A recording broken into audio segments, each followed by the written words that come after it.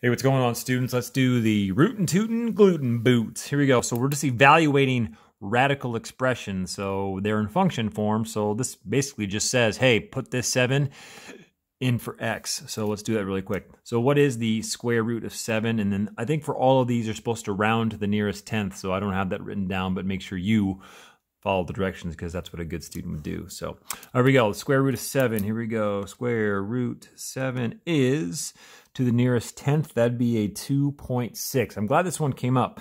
When you're rounding to the nearest tenth, stop at the hundredths place, because a student who would make a mistake like this, they'd go to the next one. Oh, the 5. Well, that would round that up to a 5, and this 5 would round that up to a 7. No, stop. Stop right here. Okay, the 4 means the 6 is going to stay a 6. I'm glad that one came up. Common rounding mistake. Don't let it happen. Okay. The next one, we got just a little more to plug in than just the 12. Okay, so f of 12. Now, I wrote it this way because this is the way it's going to look in Schoology.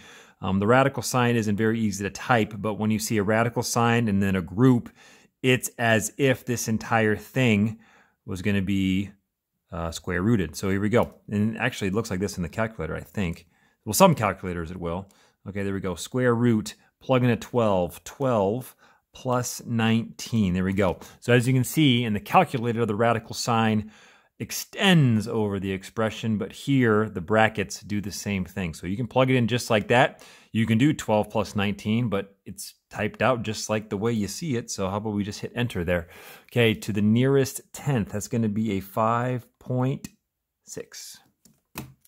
You're going to be a 5.6. And then this last one, holy cow, isn't that a whole bucket of yuck? Okay, so we have 3 times the square root of this group plus 11.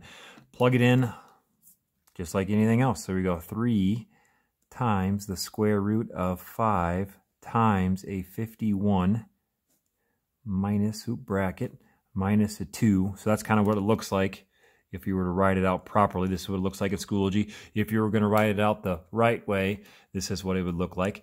So again, this group and this extended radical sign mean the same thing. Okay, once I have it written out, I think I can type it just like I see it, and then Mr. Calculator will evaluate it for me. So here we go.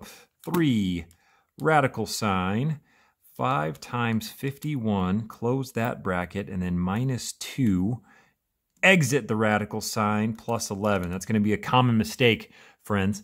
If you are not inside the bracket, that means you're not going to be inside the radical sign. So to get out of the radical sign, make sure you push over. So this is more of like a calculator skills check than anything else. So 3 times that, times that. Here we go. Let's put it in. We're going to get a 58.7. All right, 58.7. All right, that's about it, friends. Just evaluating radical expressions, put numbers in, calculate properly, and everything will be okay. That's the Rootin' Tootin' Gluten boot.